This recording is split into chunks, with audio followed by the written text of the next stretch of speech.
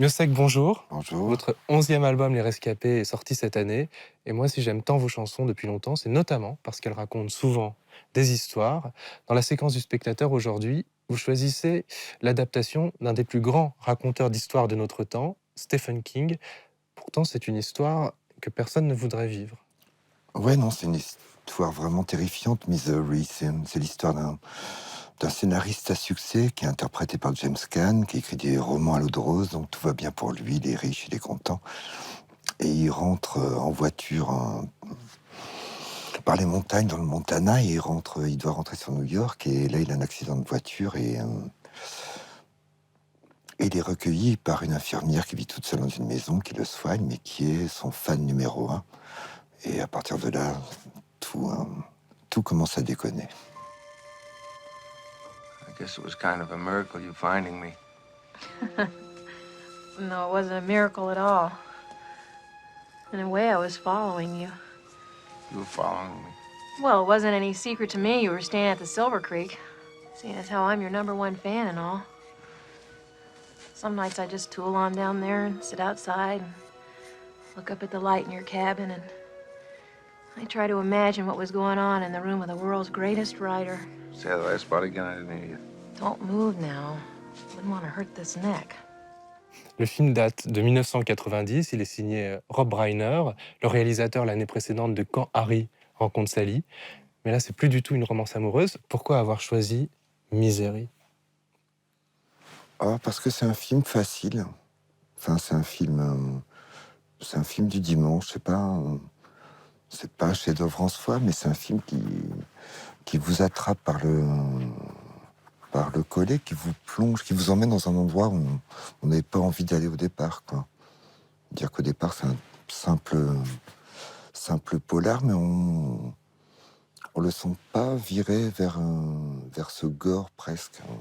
Miossec, la séquence que vous avez choisie dans Misery, c'est un moment où Annie, l'infirmière, lit le nouveau et dernier tome de Misery et elle est émerveillée par tout ce qu'elle découvre jusqu'à ce qu'elle s'aperçoive que l'écrivain a tué son héroïne à la fin du livre et elle a la réaction d'une lectrice très très impliquée dans sa lecture.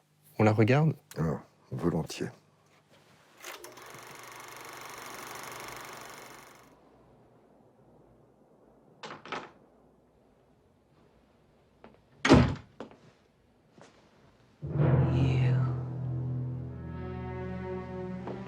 You dirty bird.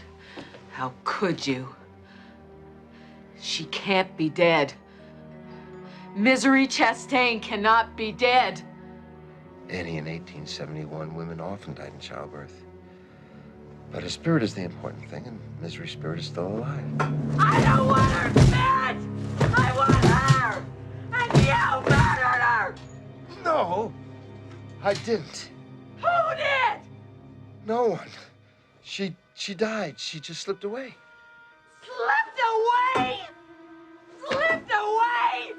She didn't just slip away! You did it! You did it! You did it! You did it! You did it! You murdered my Misery! Annie!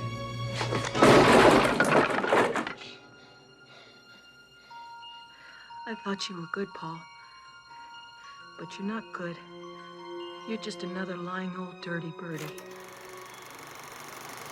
Ça donne vraiment envie de voir en entier, quand même, cet extrait. Je crois que tous les gens qui parlent de Misery parlent de Kathy Bates avant tout, parce que c'est elle qui prend le film et c'est elle qui incarne l'horreur, la folie à un point inouï. Enfin, j'ai rarement vu la folie aussi bien interprétée au cinéma et surtout une folie aussi menaçante, parce que Kathy Bates, avec son corps, elle fait mur, elle fait la porte, elle fait les montagnes, enfin, elle obstrue tout, elle obstrue l'écran, quoi, en fait, et elle est parfaitement diabolique et très dégénérée. Kathy Bates, cette année-là, en 90, elle remporte un Golden Globe de la meilleure actrice et l'Oscar de la meilleure actrice face à Meryl Streep ou à Julia Roberts, qui jouait dans Pretty Woman, ce qui était quand même une sérieuse concurrence. Vous lui auriez donné l'Oscar aussi face à Julia Roberts ? Ah oui, complètement, parce qu'elle dépasse le film, elle dépasse... Kathy Bates existe... une fois que le film est terminé, Kathy Bates continue Il existait pour le spectateur, en fait. Je crois qu'une fois qu'on a vu le film, on promène Kathy Bates toute sa vie avec nous. Enfin, je veux dire, on la reconnaît parfois dans les hôpitaux. Si vous deviez choisir, bien sec, que vous étiez obligé de choisir et qu'il n'y avait pas de joker possible, vous devenez qui? L'infirmière Annie ou Paul Sheldon, prisonnier de son lit? Ah non, pour un poids dans le film, je préfère l'infirmière. Enfin, jouer l'infirmière, c'est jouissif de terroriser un écrivain. Quand les gens s'identifient trop à votre travail, comme c'est le cas avec James Caan et Kathy Bates, c'est plutôt drôle. Oui, ça peut être effrayant, mais c'est le prix à payer, quoi, en fait, je pense. Enfin, je veux dire, que les stars soient harcelées, ça me paraît normal. Enfin, je veux dire, elles font tout pour. Vous avez tout fait pour? Ah non, moi j'essaie de me planquer dans les coins, mais Mieux sec, on ne dit pas s'il y aura un rescapé de cette maison de l'infirmière Annie. En tout cas, votre album Les Rescapés, lui, il existe bien, il est magnifique. On va continuer de l'écouter avant de vous retrouver en concert en mars 2019. Merci beaucoup d'avoir été avec nous et d'avoir partagé vos souvenirs de cinéma. merci À bien. bientôt. Merci.